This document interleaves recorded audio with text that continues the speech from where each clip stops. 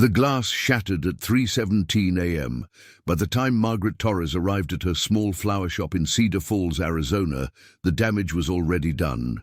30 years of memories, photographs, her late husband's tools, the vintage cash register he'd restored, destroyed. The police took a report. The insurance adjuster shook his head. Margaret sat on the curb and wept. What she didn't know was that her son Danny had made a call, not to family, not to friends, to a man he'd met only once, at his father's funeral 7 years ago, a man named Frank Ironside Caldwell, who'd served alongside Danny's father in the Marines, who'd made a promise at the graveside that most people would have forgotten by now. By dawn, the sound of engines filled the desert air. Not one bike, not 10. 200 riders rolled into Cedar Falls. Iron Brotherhood MC, Desert Storm veterans, the Sentinel riders, and crews from 3 states over. They came with toolboxes, paint, lumber, and something Margaret hadn't felt in years: hope. This is the story of a promise kept when the world had moved on, of strangers who became family, of a small-town flower shop that became a symbol of something bigger: loyalty, honor, and the unbreakable bond between those who serve and those they leave behind. Because when Margaret Torres opened her shop the next morning, she didn't just see bikers. She saw her husband's brothers, and they weren't leaving until the job was done. The alarm screamed at 3:17 a.m. Margaret Torres jolted awake in the small bedroom above her flower shop, heart hammering against her ribs. For a moment, she thought it was a dream. The sharp, violent crack of glass splitting apart, the metallic shriek of the security system cutting through the desert silence.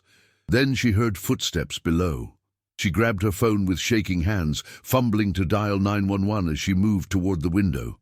The street was dark except for the single lamppost outside her shop. Torres Flowers, the hand-painted sign her husband had made 30 years ago, still hanging above the door.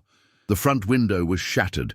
A jagged hole gaped in the glass, reflecting the amber streetlight in 1,000 fractured pieces. 911, what's your emergency? Someone broke into my shop, Margaret whispered, her voice cracking. I'm upstairs. I can hear them. Stay where you are, ma'am. Officers are on the way. She pressed herself against the wall, phone clutched to her chest, listening to the sounds below: metal clanging, wood splintering, the crash of something heavy hitting the floor. Her mind raced through everything down there: the vintage cash register Carlos had spent months restoring, the photographs of their daughter's wedding, the tools he'd used to build every shelf and display case by hand. 30 years of her life, 30 years of memories. The footsteps grew louder, then stopped. A door slammed. An engine roared to life somewhere in the alley, then silence. Margaret waited, barely breathing, until she heard the sirens.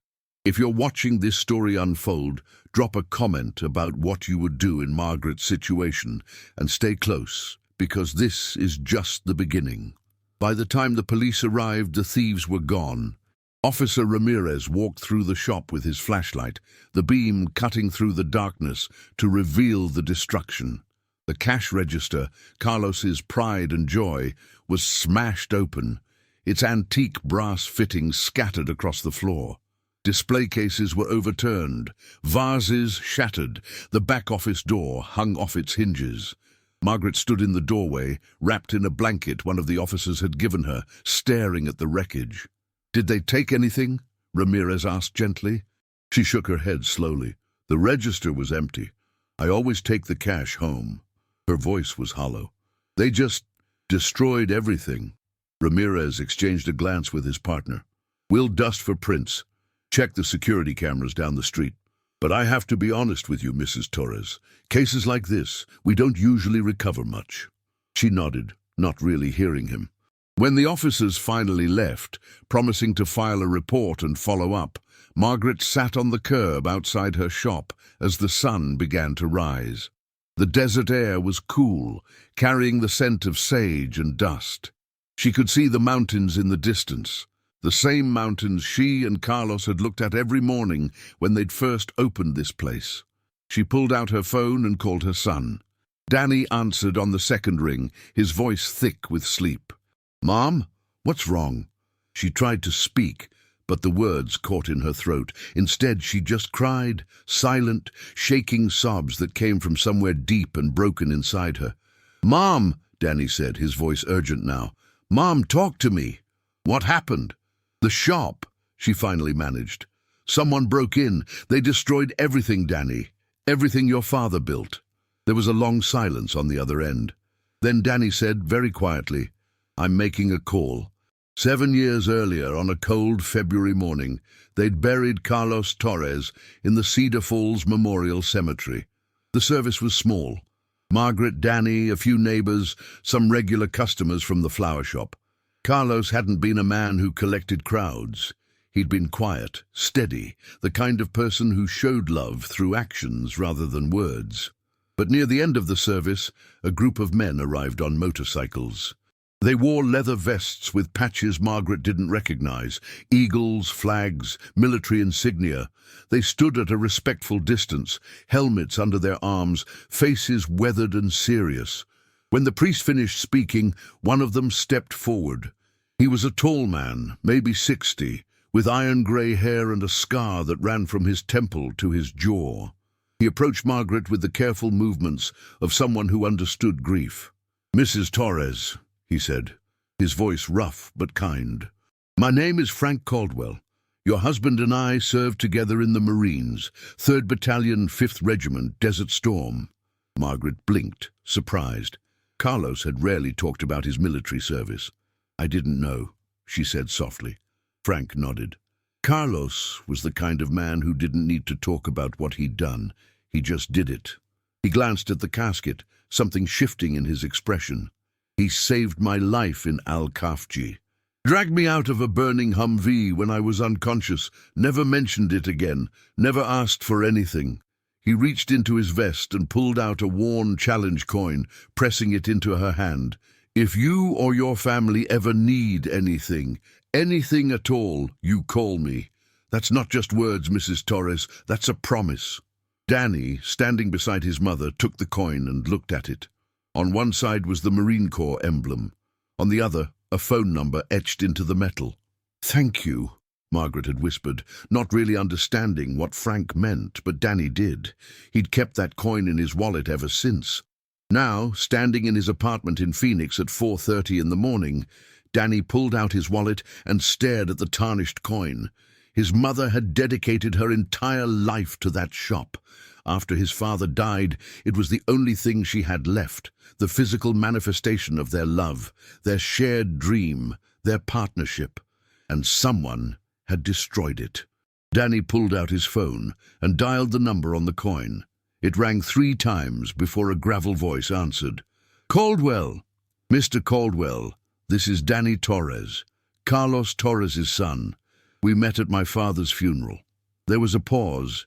Then Frank's voice came back, fully alert now. "I remember. What's wrong?" Danny told him everything. The break-in, the destruction, his mother crying on the curb at dawn. When he finished, Frank was quiet for a long moment. "Your mother still at the shop?" Frank finally asked. "Yes. Tell her not to touch anything. Don't clean up. Don't call contractors. Just keep the doors locked." Frank's voice had changed. It carried the weight of command now, of decisions being made. "I'm making some calls. We'll be there by noon." "We?" Danny asked. "Your father saved my life, kid, and I made a promise." There was the sound of movement, boots on floorboards. "The Iron Brotherhood doesn't forget its debts. Neither do I." The line went dead. Danny stared at his phone, not entirely sure what had just happened, but something in Frank's voice told him that everything was about to change. Frank Caldwell stood in his garage in Flagstaff, Arizona, staring at his phone with the kind of focus most people reserved for life-or-death decisions. In a way, this was. He scrolled through his contacts, names accumulated over 40 years of brotherhood, combat, and the long roads that followed. Each name represented a story, a shared battle, a moment when trust was the only thing keeping you alive. He started with the closest circles. First call, Marcus Wrench Patterson, Iron Brotherhood MC Chapter President in Phoenix. The phone rang twice. "Frank, it's early, brother." "I'm cashing in," Frank said simply. Carlos Torres's widow. Remember him?" There was immediate recognition in Marcus's voice. "The Marine from Cedar Falls, the one who ran the flower shop. Someone broke in last night, destroyed the place. His wife is sitting in the wreckage right now." Marcus didn't hesitate. "How many riders do you need?" "As many as will come. Give me 2 hours. I'll have 50 bikes ready to roll." Second call, Linda Archer, president of the Desert Storm Veterans Motorcycle Club. Her voice was sharp and awake despite the hour. "Ironside, what's the situation?" Frank explained in clipped, efficient sentences. "We're in," Linda said immediately. "I'll bring 30 riders, some of them new Carlos. The rest will come because it's the right thing to do."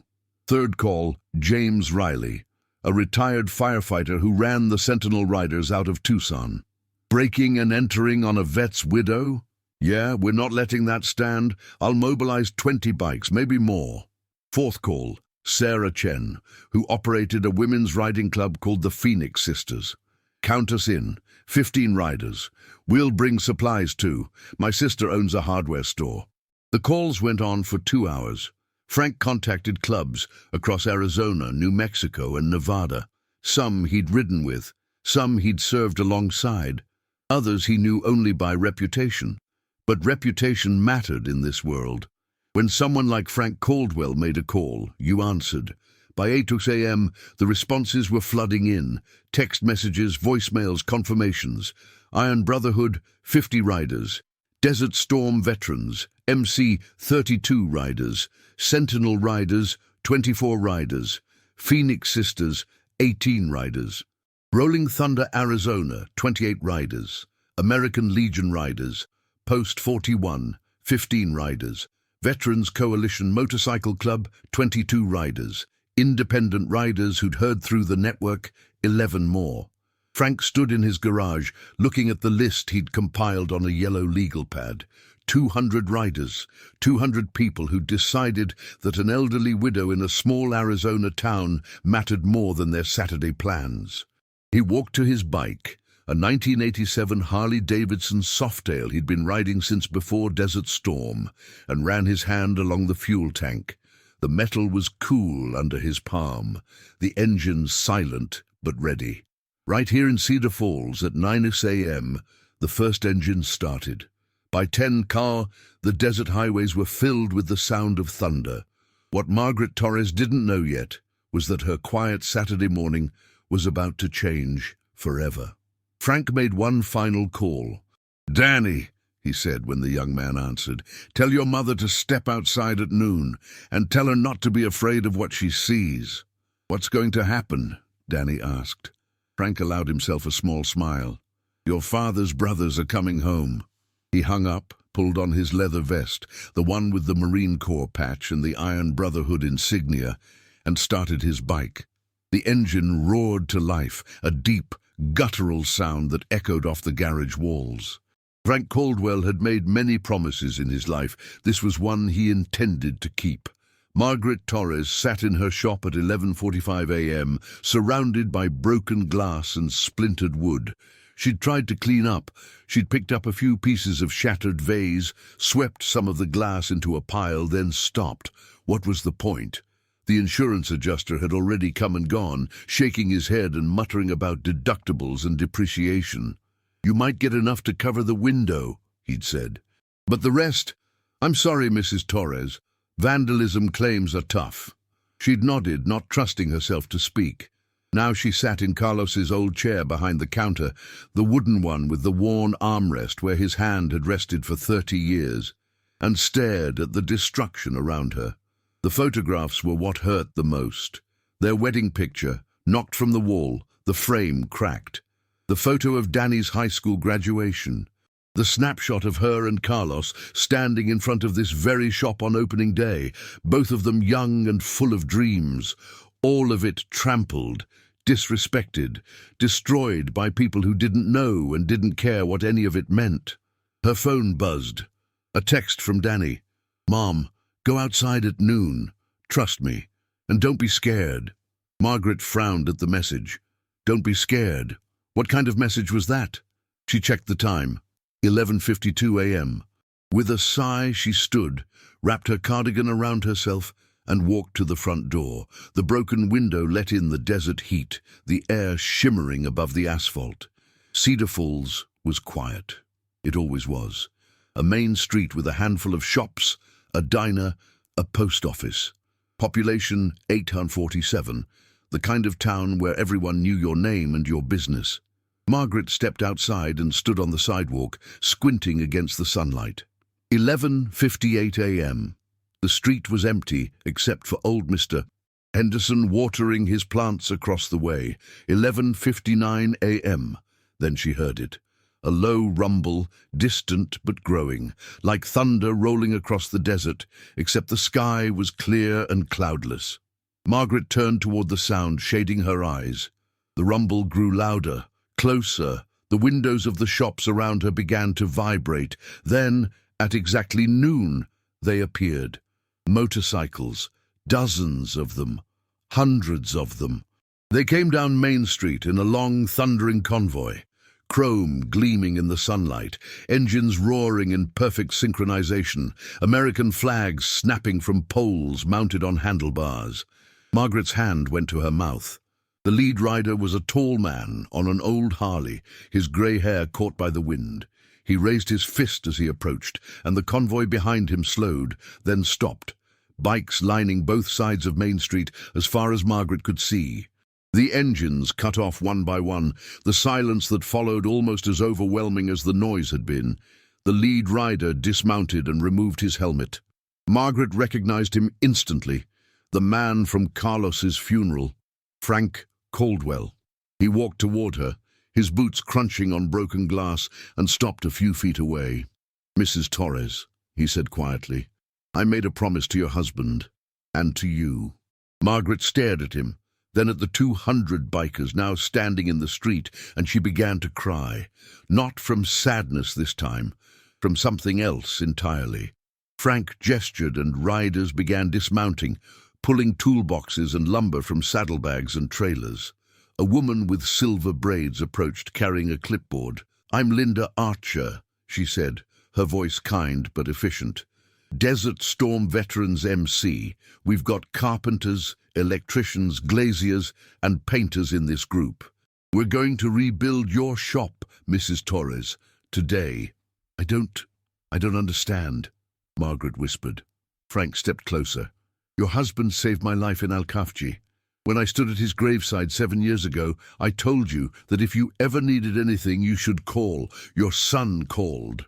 "But I can't pay for all this," Margaret said, her voice breaking. "I don't have—" "You don't need to," Frank interrupted gently. "This isn't about money. This is about honor. This is about taking care of the families of those who took care of us." He looked back at the crowd of riders, then met her eyes again. "Your husband was a Marine. That means your family, and we don't abandon family." Margaret covered her face with her hands, shoulders shaking. Danny appeared from somewhere in the crowd, wrapping his arms around his mother. "It's okay, Mom," he whispered. "Dad's brothers are here." Within minutes, the street transformed into organized chaos. A group of riders cordoned off the area with traffic cones. Others began carefully removing the broken window frame, laying out new glass that had been transported in a trailer. Carpenters assessed the damage to the displays and shelving. Electricians checked the wiring where fixtures had been ripped from the walls. A woman with a Phoenix Sisters patch on her vest approached Margaret with a thermos. "Coffee," she said simply. "You look like you could use it." Margaret took it with trembling hands. "Thank you." The woman smiled. "Name's Sarah. My father was a Marine too. Served with Frank in the Gulf. When he died, Frank showed up at our house with 50 bikers and rebuilt our garage. That's just what we do." Margaret watched as more riders unpacked supplies, paint cans, lumber, tools, cleaning supplies. Someone had even brought new display cases, still in their packaging. "Where did all this come from?" she asked. "Donations," Sarah replied. "When Frank put the word out this morning, people started contributing. Hardware stores, lumber yards, even some of the riders' personal stock. By the time we rolled out, we had everything we needed." Margaret felt fresh tears welling up. "I don't know what to say." You don't have to say anything, Sarah said softly. Just let us work. By 1 p.m., the shop was swarming with activity. The new window was being installed, a team of 3 glaziers working with practiced efficiency.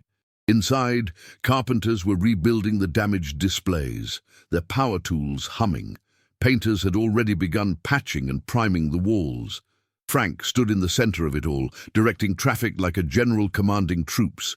Wrench, get that electrical panel secured. Linda, we need those shelves level before we mount them. Sarah, check if Mrs. Torres wants the counter refinished or replaced. Margaret watched in amazement as her shop, her destroyed, ruined shop, began to transform before her eyes. A young man approached, maybe 30, with a Sentinel Rider's patch. Mrs. Torres, I'm a photographer. Would it be okay if I documented this? A lot of the clubs want to remember this day. She nodded, unable to speak. He smiled and raised his camera, capturing images of riders working side by side, of sawdust floating in the afternoon light, of the American flag hanging from one of the motorcycles outside. This wasn't just a repair job, Margaret realized. This was a statement. This was 200 people saying that some things still mattered, that honor existed, that promises were kept, that the widow of a Marine who'd served with quiet dignity for 30 years wouldn't be left alone in her darkest moment. Danny stood beside his mother, his arm around her shoulders, watching the controlled chaos. Dad would be proud, he whispered. Margaret nodded, tears streaming down her face. He would be, she agreed. He really would be. By 2:30 p.m., Cedar Falls had become a spectacle. Town residents lined Main Street, watching the organized reconstruction with expressions ranging from amazement to tears. Mrs. Henderson from the bakery brought out trays of sandwiches. The owner of the diner across the street started serving free coffee to any rider who wanted it. Even Sheriff Tompkins showed up, not to question or interfere, but simply to shake Frank's hand. "Never seen anything like this," the sheriff said, his voice thick with emotion. "Never in 40 years of law enforcement." Frank nodded toward the shop. Carlos Torres was a good man. Good men deserve to be remembered. Inside Torres Flowers, the transformation continued. Marcus Wrench. Patterson stood at the main counter, carefully removing the destroyed cash register. The antique brass mechanism was beyond repair. The thieves had smashed it with something heavy, probably a crowbar, leaving it a twisted heap of metal and broken gears. He looked up as Margaret approached. "Mrs. Torres, I'm sorry, but this one's too far gone. The internal mechanisms are completely destroyed." Margaret nodded sadly. Carlos spent 2 years restoring that register. He found it at an estate sale, brought it back piece by piece. Wrench was quiet for a moment. Then he said, "Give me 24 hours. "What?" "I restore vintage machines," Wrench explained. "Bikes, mostly, but mechanisms are mechanisms. I can't save this one, but I know a guy in Prescott who specializes in antique cash registers. If you'll trust me with it, I'll take it to him tonight. We'll find you something as close to the original as possible, and I'll restore it myself. No charge." Margaret's eyes filled with tears again. "You don't have to." "I know I don't have to," Wrench said gently, "but I want to. Your husband's work deserves respect." He carefully gathered the pieces of the broken register, placing them in a cardboard box with the same reverence someone might show ancient artifacts. Outside, Linda Archer supervised the installation of new security equipment. "We're putting in a modern system," she explained to Danny. "Motion sensors, cameras with cloud backup, reinforced locks on both doors, and direct connection to the sheriff's department. Anyone tries this again, they'll be on camera within seconds, and law enforcement will be here in under 3 minutes." Danny watched as 2 riders, both former military, judging by their patches, drilled holes for the new camera mounts. "This must cost thousands," he said quietly. "It's already paid for," Linda replied. "One of our members owns a security company in Phoenix. When he heard what happened, he donated the entire system. Installation, monitoring, everything." "Why?" Danny asked. "You didn't even know my father." Linda turned to look at him. her weathered face serious. "Son, your father was a Marine. That means something to people like us.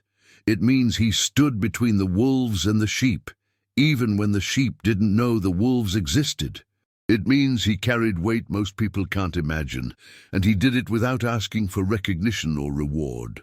She gestured at the riders working throughout the shop. "Every person here understands that sacrifice. Some of us made it ourselves. Others had fathers or brothers or friends who made it, so when one of our own falls and their family needs help, we don't ask why. We just come." Danny nodded slowly, understanding something fundamental about the world his father had inhabited, a world he'd never fully known until now. By 4 p.m., the shop looked almost unrecognizable. The new window gleamed in the afternoon light, perfectly installed. The walls were freshly painted, a warm cream color that Margaret had chosen from a color chart Sarah brought. New shelving units stood where the old destroyed ones had been, already being stocked with supplies riders had brought from local wholesalers. Margaret stood in the center of her shop, turning slowly to take it all in. The damage wasn't just repaired, it was improved. The lighting was better, new LED fixtures that one of the electricians had suggested. The floor, which had been cracked and stained, had been refinished. Even the back office, which had been cluttered and cramped, had been reorganized and painted. "It's beautiful," she whispered. Frank approached, wiping sawdust from his hands. "We're not finished yet. We still need to reinstall some of the display fixtures and restock the coolers, but the structural work is done." "I don't know how to thank you," Margaret said, her voice breaking. "All of you. This is more than I ever—" "You don't thank family," Frank interrupted gently. "You just accept the help and pay it forward when you can." A commotion at the door drew their attention. A group of riders was bringing in large boxes, carefully maneuvering them through the entrance. "What's this?" Margaret asked. Sarah appeared beside her, grinning. "Inventory. When word got out about what happened, several wholesalers in the region donated stock. Vases, ribbons, floral foam, tools, everything you need to reopen." Margaret pressed her hand to her mouth. "I can't accept all this."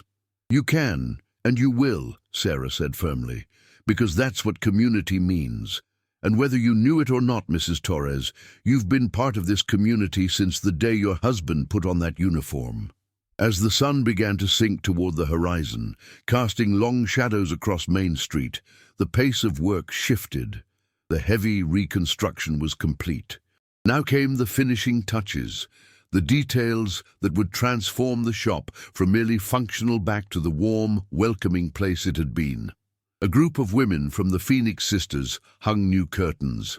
2 riders who'd served as combat medics organized the first aid supplies Margaret kept for customers who came in with minor injuries. Someone had even brought a small sound system, filling the shop with soft music, classical guitar, the kind Carlos had loved. Danny worked alongside the riders, learning their names and stories. There was Miguel, who'd lost both legs in Afghanistan and now rode a specially modified trike.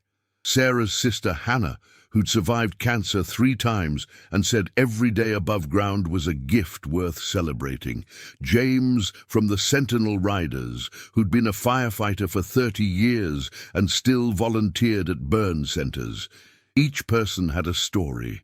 Each person had chosen to be here.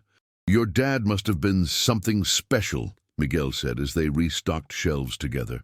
"He was," Danny replied, "but he never talked about the military. I didn't even know he'd saved Frank's life until the funeral." Miguel nodded knowingly. "That's how the best ones are.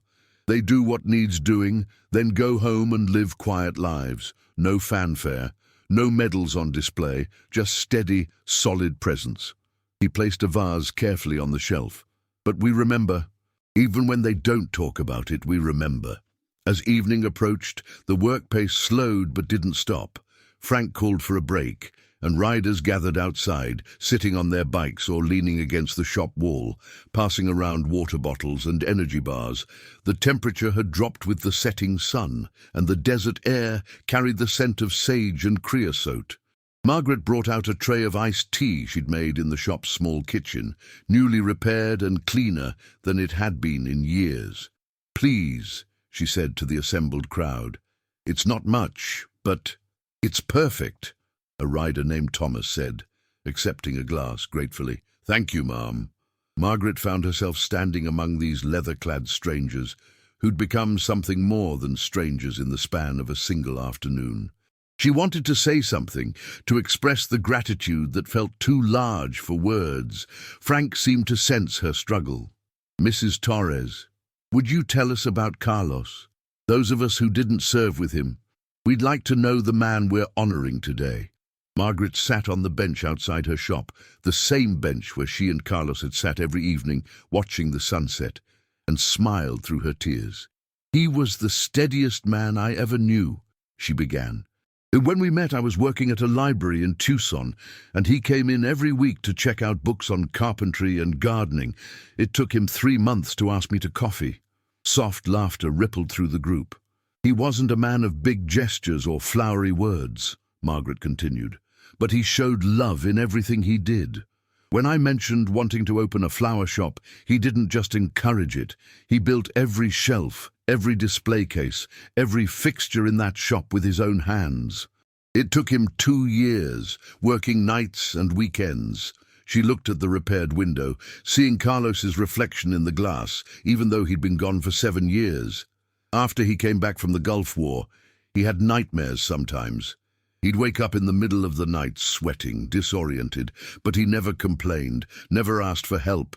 Just got up, went for walks, and came back ready to face another day. Her voice cracked. He carried his burdens quietly. And he loved quietly, too. Frank stepped forward and placed a hand on her shoulder. "That's how I remember him, too. In Al-Kafji, when the Humvee caught fire, Carlos didn't hesitate. He could have run, should have run. But he came back for me, dragged me out while ammunition was cooking off all around us." He looked at the assembled riders. "I weighed 220 pounds back then. Full gear, maybe 260. Carlos pulled me 50 yards through fire and shrapnel like I was a child. Then he went back for 2 others." Silence fell over the group. "I asked him later why he did it," Frank continued. "You know what he said? Because they needed help. Like it was the simplest thing in the world. Like risking your life for others was just what you did." Margaret wiped her eyes. That was Carlos. He never thought of himself as a hero, just as a man doing what needed to be done. One by one, other riders began sharing their own stories. Not about Carlos, but about the men and women who'd shaped them, who'd taught them what service meant. Linda talked about her squad leader in Desert Storm, a woman named Patricia who'd been killed by friendly fire and whose family Linda still visited every year. Marcus described his father, a Vietnam vet who'd never talked about the war, but who taught him that a man's word was his bond. Sarah shared the story of her brother, lost in Iraq, whose dog tag she wore on a chain around her neck. Each story was a thread in a larger tapestry, a reminder that the work they were doing today wasn't just about rebuilding a shop. It was about honoring a lineage of service and sacrifice that stretched back generations. As the sky darkened and stars began to appear, Margaret realized something profound. These weren't strangers. They were Carlos's family, and now they were hers. If this story is touching your heart, hit that like button. Share it with someone who needs to remember that honor and loyalty still exist in this world. And stay with us, because the most powerful moments are still ahead. Danny sat beside his mother, listening to the stories, feeling something shift inside him. He'd always known his father was a good man, but he'd never fully understood the depth of that goodness, the weight of the life Carlos had lived, and the legacy he'd left behind. "Mom," he said quietly, "I want to join them, the Iron Brotherhood. I want to learn what Dad knew." Margaret looked at her son, 32 years old, a software engineer who'd never shown much interest in motorcycles or military culture, and saw something new in his eyes. Purpose. "Your father would like that," she said softly. Frank, who'd been standing nearby and overheard, approached. "When you're ready, son, the door's open." Your father earned you a place at this table. But you'll have to earn it too, through your actions, your character, your commitment to the brotherhood. He extended his hand. But I think you've got what it takes. Danny shook his hand, feeling the calloused grip of a man who'd lived hard and stood firm. I'll make him proud, Danny said. You already have, Frank replied. The work resumed under portable lights that riders had set up, casting harsh white illumination across the shop interior. By 8 p.m., as the last details were falling into place, the cash register space had been temporarily filled with a modern system, touchscreen, cloud-connected, efficient, until Wrench could source and restore a proper vintage replacement. The photographs had been carefully cleaned and reframed, hanging once again on the freshly painted walls. The coolers hummed quietly, filled with donated flowers that would give Margaret inventory to reopen immediately. Even the small touches had been addressed. A new welcome mat, a refinished stool behind the counter, fresh coffee supplies in the kitchen. Frank did a final walkthrough with Margaret, checking each detail. "Anything else you need?" he asked. Margaret shook her head, overwhelmed. "You've done more than I ever dreamed possible, more than I deserve." "You deserve exactly this," Frank said firmly. "You stood beside a Marine for 30 years. You raised his son. You kept his memory alive. That deserves recognition and respect." He pulled a small wooden box from his vest pocket and handed it to her. "One more thing, from all of us." Margaret opened the box.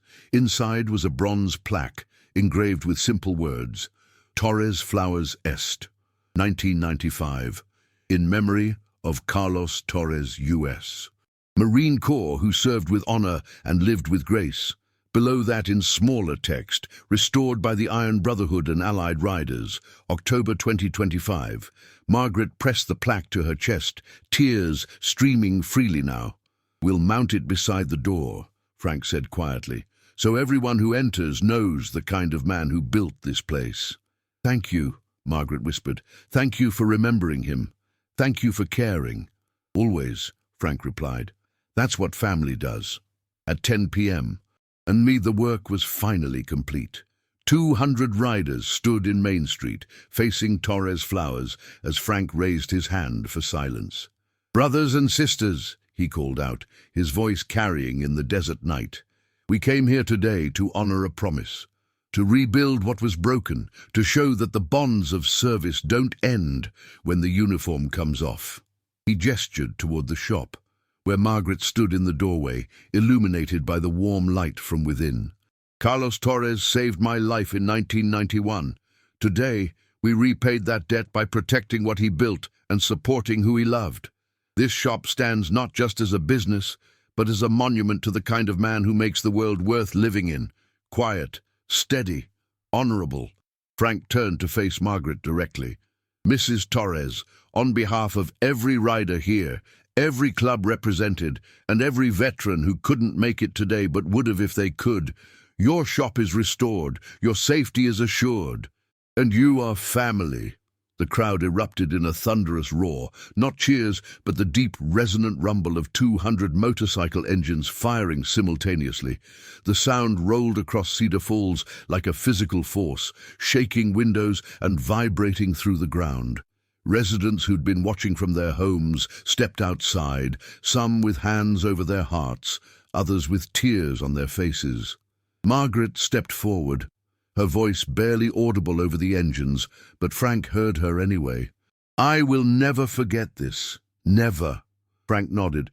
"Good, because you're one of us now, and we don't forget our own." The vigil lasted through the night. Even after the work was done, 50 riders remained, posting themselves around the shop in shifts.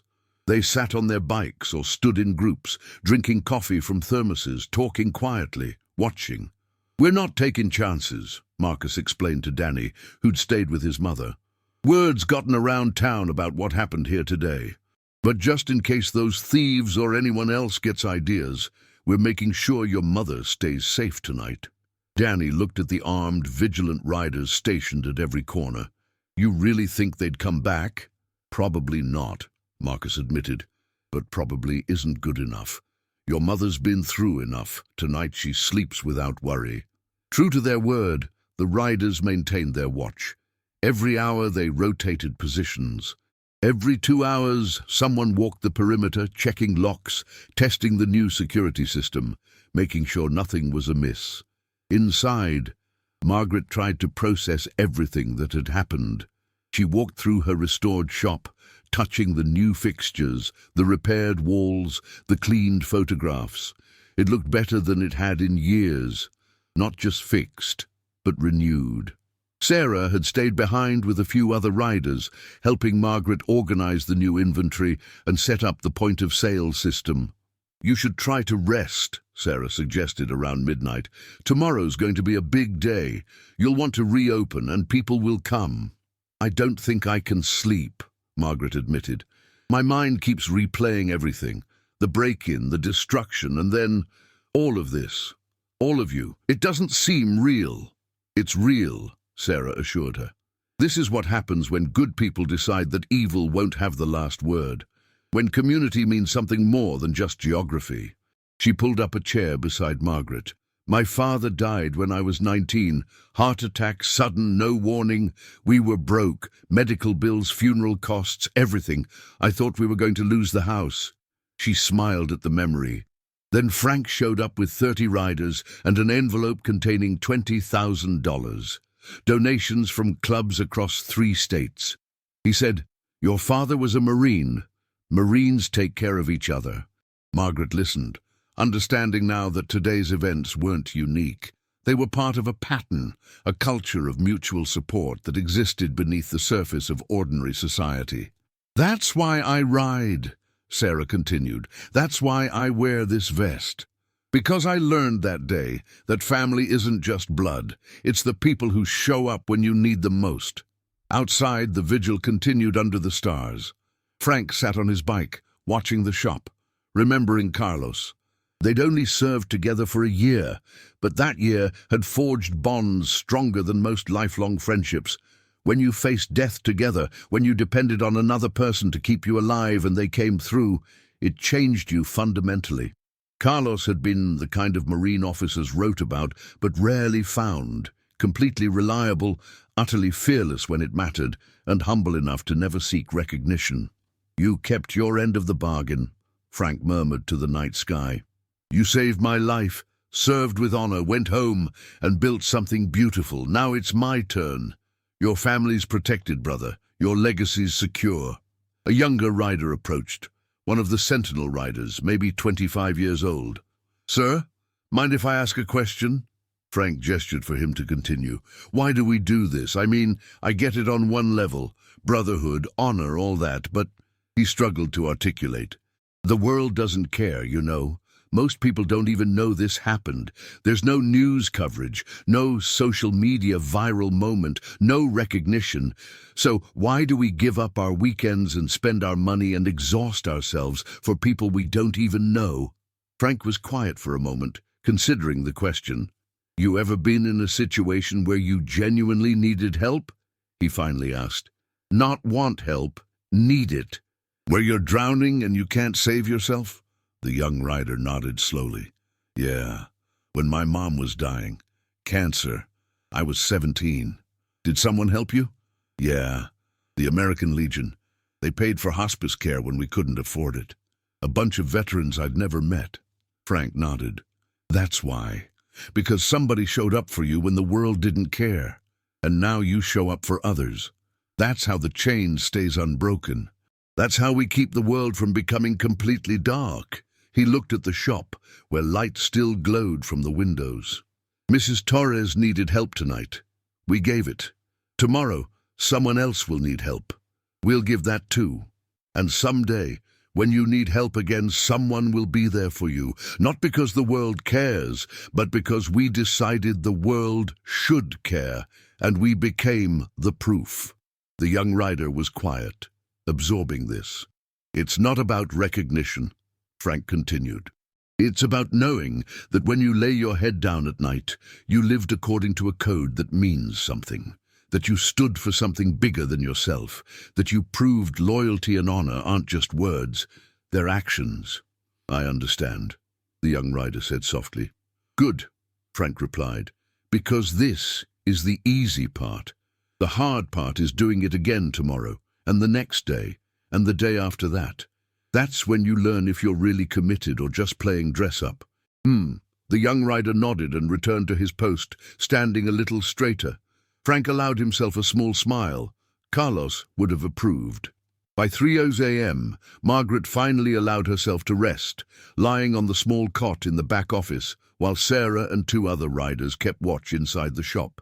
She closed her eyes, listening to the quiet murmur of voices, the occasional burst of laughter from outside, the comforting rumble of motorcycle engines idling in the street. For the first time since the break-in, she felt safe, more than safe. She felt protected, valued, connected to something larger than herself. Carlos had always told her that his military service was just something he'd done, not who he was. But she understood now that he'd been wrong. Service wasn't something you did and then left behind. It was something that stayed with you, that connected you to others who'd made the same choice, that created obligations and protections that lasted long after the uniform was packed away. Carlos hadn't just been a Marine. He'd been part of a brotherhood that transcended time and geography, and now, through him, so was she. At dawn, as the first light broke over the desert horizon, the vigil ended. The 50 riders who'd stayed through the night fired their engines one final time, a sunrise salute to the shop they'd rebuilt and the woman they'd protected. Then, one by one, they departed, heading back to their homes, their families, their ordinary lives. But they left something behind, proof that extraordinary things were possible when ordinary people chose honor over convenience. Margaret woke to the sound of the last bikes pulling away. She stepped outside, where Frank waited alone, the only rider who hadn't yet left. "Thank you," she said simply. "For everything." Frank nodded. "Your shop opens at 9. If I can manage it, yes." "You'll manage it," Frank said with certainty. "And when you do, you'll have customers. Word's gotten around. Half the town's planning to buy flowers today just to show support." He pulled on his helmet, then paused. "Mrs. Torres, one more thing. That coin I gave Danny at the funeral, he still has it. That means the promise is still good. If you ever need anything, ever, you call. The Brotherhood doesn't have an expiration date." "I will," Margaret promised. Frank started his bike, the engine roaring to life. "Your husband was a good man, but I think you already knew that." "I did," Margaret replied. "Thank you for reminding the world." Frank raised his hand in salute, then rolled down Main Street as the sun climbed higher. Margaret stood outside her shop, rebuilt, restored, renewed, and felt something she hadn't felt in a long time. Hope. At 8:30 a.m., Margaret unlocked the door to Torres Flowers for the first time since the break-in. The morning light streamed through the new window, casting soft shadows across the freshly painted walls. The shop smelled of paint and new wood and flowers, roses and lilies and carnations that filled the coolers, their colors vibrant against the white shelving. Danny arrived minutes later, carrying 2 coffees and a bag of breakfast pastries from the diner across the street. "Mom," he said, looking around in wonder, "it's beautiful. It's better than before." Margaret nodded, still processing the transformation. The riders worked miracles. All of them.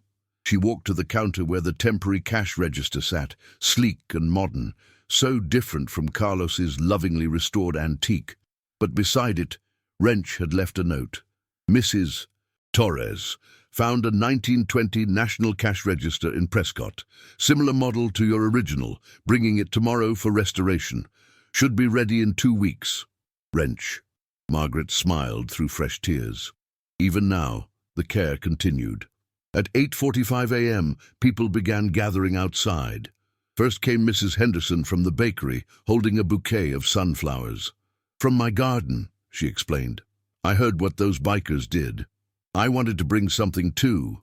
Then came Sheriff Tompkins with his wife, both carrying potted plants. "For the shop," the sheriff said gruffly, "to replace what was destroyed." By 9 a.m., when Margaret officially opened the door, a line stretched down Main Street. The customers came in waves throughout the day. Some bought flowers, others bought nothing but came to offer support, to marvel at the restoration, to hear the story of the 200 riders who'd answered a widow's need. The local newspaper sent a reporter, a young woman named Jessica, who listened with tears in her eyes as Margaret recounted the previous day's events. "This is the kind of story people need to hear," Jessica said, scribbling notes. "In a world that feels so divided and harsh, proof that community and honor still exist." Margaret posed for photos beside the bronze plaque that had been mounted beside the door. The photographer captured her standing beneath it, one hand resting on the engraved words, Carlos's face visible in a framed photograph through the window behind her. By noon, Margaret had sold more flowers than she typically did in a week. The register, the modern one, not Carlos's restored antique, rang constantly. Danny helped, learning the business his father had built, understanding for the first time the quiet satisfaction of serving the community. Around 1 p.m., but a familiar rumble approached. Margaret looked up to see 5 motorcycles pull up outside. Frank, Marcus, Linda, Sarah, and Wrench. They dismounted and entered the shop, looking around with satisfaction. "Checking on our work," Frank explained. "Making sure everything's holding up." "It's perfect," Margaret assured him. "More than perfect." Wrench walked to the counter, examining the space where the cash register would eventually sit. "Got the replacement sourced. Should have it restored in 2 weeks, like I promised. Original mechanisms, proper restoration, not a reproduction." "You don't have to," Margaret began. "I know," Wrench interrupted gently, "but I want to. Your husband's work deserves proper honor." That evening, after the shop closed and the last customer left, Margaret stood alone in the center of Torres Flowers. She'd been afraid she wouldn't be able to continue after the break-in. Afraid that the violation of her space, the destruction of Carlos's work, would break something essential inside her. But she'd been wrong. What had been broken was now stronger. What had been destroyed was now rebuilt. And what she'd thought she had to face alone, she'd faced with an army of strangers who'd become family. Danny joined her, putting his arm around her shoulders. "Dad would be proud," he said for the second time in 2 days.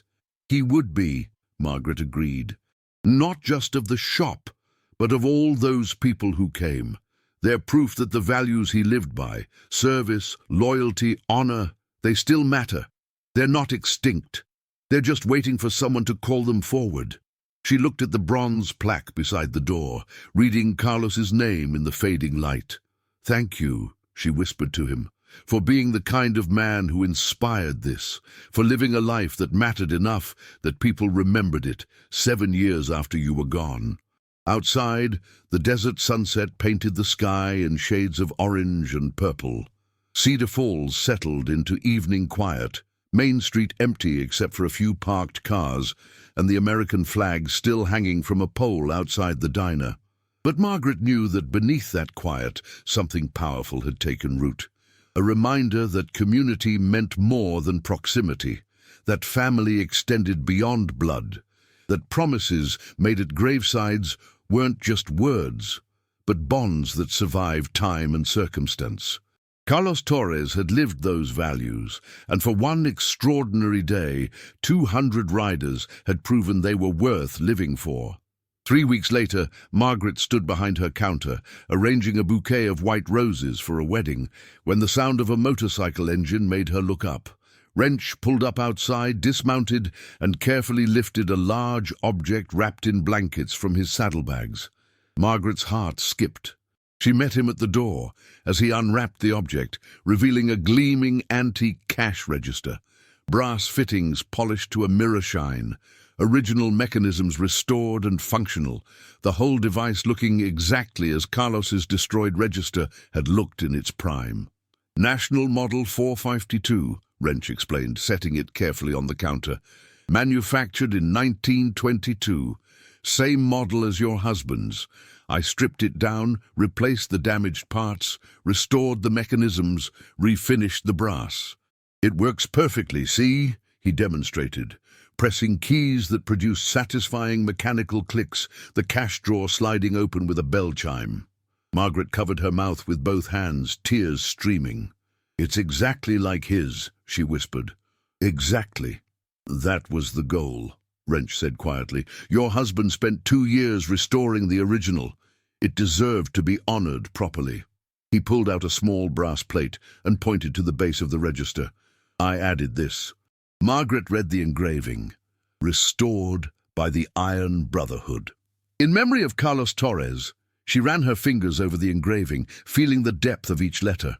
"How much do I owe you?" she asked. Wrench shook his head firmly. "Nothing. This was an honor, not a job. Your husband saved Frank's life. Frank's been like a brother to me for 30 years. That makes you family." He helped her position the register in its proper place on the counter, adjusting it until it sat exactly right. "There," he said with satisfaction. "Now it's complete." Margaret tested the keys herself, hearing the mechanical precision, the solid construction, the bell that chimed when the drawer opened. It wasn't Carlos's register, but it was as close as the world could give her.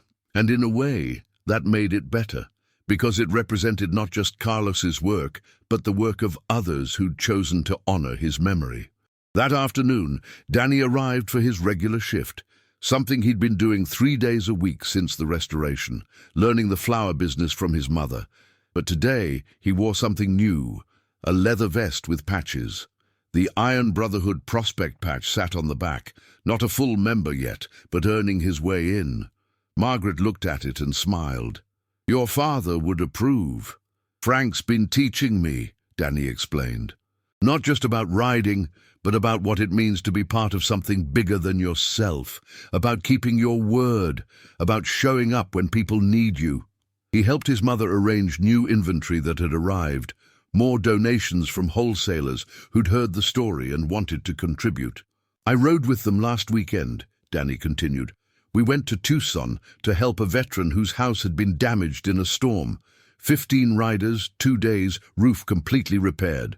He paused, organizing roses by color. "I finally understand what Dad was part of, why Frank and the others responded the way they did."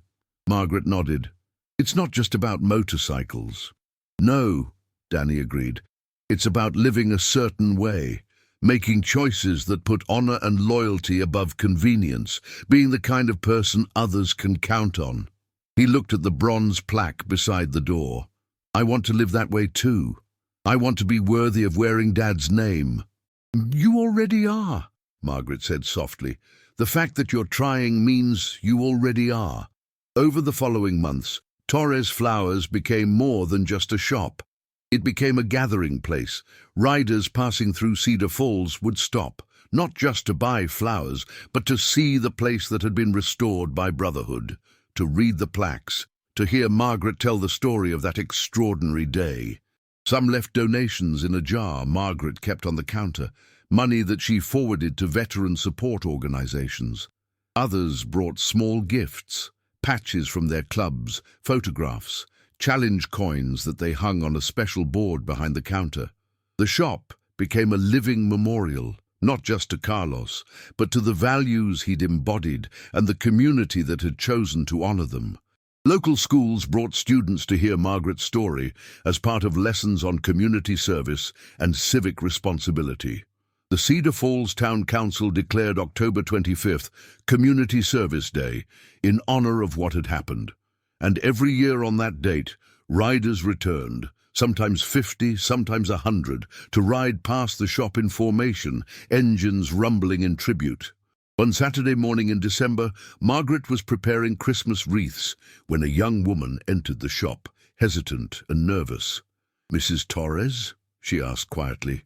"Yes, dear. How can I help you?" The woman twisted her hands together. "My name is Amanda. My brother died in Afghanistan 3 years ago. He was a Marine." Her voice cracked. "I'm getting married next month, and I wanted to carry flowers that would honor him somehow. Someone told me you might understand." Margaret set down her clippers and came around the counter. "I do understand," she said gently. "Tell me about your brother." For the next hour, they talked. Margaret listened as Amanda described her brother, his sense of humor, his dedication, the last letter he'd sent home before he was killed. Then Margaret designed a bouquet. White roses for honor, red for courage, blue delphinium for dignity, and woven through it all, a Marine Corps flag ribbon. "He'll be with you when you walk down that aisle," Margaret promised. "Not just in memory, but in every person who served beside him, every value he stood for, every sacrifice he made." Amanda left with tears in her eyes and a design sketch in her hands. After she was gone, Danny looked at his mother with admiration. "You did more than just sell flowers," he observed. "You gave her connection, meaning, a way to honor her loss while celebrating her future." "That's what this shop has always been about," Margaret replied. "Your father understood that. Flowers aren't just decorations. They're symbols. They carry meaning. They help people express what words can't." She looked around at the restored shop. The gleaming window, the polished register, the photographs on the wall, the patches and coins from visiting riders. "And now this place carries meaning too. It's proof that good people exist, that promises are kept, that honor isn't dead." And on Christmas Eve, Margaret closed the shop early and sat in Carlos's old chair, watching snow fall outside. A rare sight in Cedar Falls, but beautiful. The shop was decorated for the holidays, wreaths on the windows, garland along the shelves, a small tree in the corner that Danny had brought. Her phone buzzed, a text from Frank. "Merry Christmas, Mrs. Torres. The Brotherhood rides in your honor today. 47 years ago, your husband saved my life. Every Christmas since, I remember that gift. This year, I'm remembering the gift you gave us, the chance to honor him properly. Thank you for letting us serve." Margaret typed back, "Merry Christmas, Frank. Thank you for keeping your promise. Carlos would be proud of all of you." She set down her phone and looked at the bronze plaque beside the door, visible even in the dim holiday lighting. Carlos Torres, U.S. Marine Corps. Served with honor, lived with grace. "We did it," she whispered to him. "We kept your legacy alive. Not just the shop, but the values, the brotherhood, the promise that people who serve deserve to be honored, not forgotten." Outside, the snow continued to fall, blanketing Main Street in white. Cedar Falls was quiet, peaceful, the kind of small-town Christmas that felt like stepping into a simpler time. But Margaret knew better. The peace wasn't simple. It was earned by people like Carlos who'd served, by people like Frank who'd remembered, by people like the 200 riders who'd shown up when called. Peace was the gift of those who chose honor over ease, and that gift was worth protecting. Years later, when Margaret was asked to speak at a veterans event in Phoenix, she told the story of that October day. She described the break-in, the destruction, the moment of despair when she'd thought everything was lost. Then she described the sound of 200 motorcycles rolling down Main Street. "I learned something that day," she told the assembled crowd. "I learned that service doesn't end when the uniform comes off. It's a choice you make every day, to live with honor, to keep your promises, to show up when people need you." She paused, looking at the faces in the audience. Veterans, active military, family members, supporters. "My husband Carlos served his country in war. But his real service was in how he lived afterward. Quietly, steadily, building something beautiful and raising a family and treating every person with dignity. That's the service that matters most. The daily choice to be better than you have to be." She smiled, thinking of the restored shop, the gleaming cash register, the community that had rallied around her. And when he died, his brothers remembered. They showed me that the bonds formed in service are unbreakable. That promises made at gravesides are sacred. That family extends far beyond blood. The audience was silent, listening. So if you're a veteran here today, know this: your service matters. Not just what you did in uniform, but who you choose to be now. The example you set, the help you offer, the promises you keep. She held up the challenge coin Frank had given her at Carlos's funeral. The same coin Danny had used to make the call that changed everything. And if you're the family of a veteran, know this: you're not alone. There's a community out there that remembers, that honors, that stands ready to help. You just have to reach out. As she left the stage, the applause followed her, not polite recognition, but thunderous appreciation, because everyone in that room understood what she described: the cost of service, the value of loyalty, the power of promises kept. Back in Cedar Falls, Torres Flowers continued to thrive. Danny eventually took over day-to-day operations as Margaret slowed down, though she still came in most mornings to arrange bouquets and chat with customers. The vintage cash register Wrench had restored still sat on the counter, its brass fittings gleaming, its mechanisms functioning perfectly after all these years. The bronze plaque still hung beside the door, and every October 25th, the riders still came, a tradition that had spread to other communities, other shops, other families in need. What had started as one extraordinary day of service had become a movement. The Iron Brotherhood established a fund to help veteran-owned businesses facing hardship. Other motorcycle clubs across the country adopted similar programs. The story of Torres Flowers became a teaching tool in military transition programs, showing active duty personnel that civilian life could still carry meaning and brotherhood. But for Margaret, the most important legacy was simpler. It was the young Marine who stopped by the shop before deploying, asking her to pray for him because his grandmother had told him about the flower shop where honor still mattered.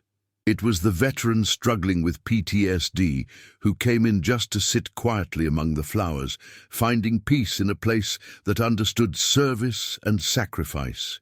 It was the little girl who brought her allowance to buy her mother flowers, explaining that her daddy was a soldier and she wanted to do something special. Each person who walked through that door carried the legacy forward. Each transaction became more than commerce. It became connection. And that, Margaret realized, was what Carlos had built all along. Not just a shop, but a place where people could see proof that goodness existed, that community mattered, that the values worth dying for were also worth living for. Thank you for staying with us through this entire journey. If this story touched your heart, hit that subscribe button and share it with someone who needs to remember that honor, loyalty, and brotherhood still exist in this world. These stories matter because they remind us of who we can be when we choose service over self. Until next time, ride safe, live honorably, and never forget the promises we make to those who serve.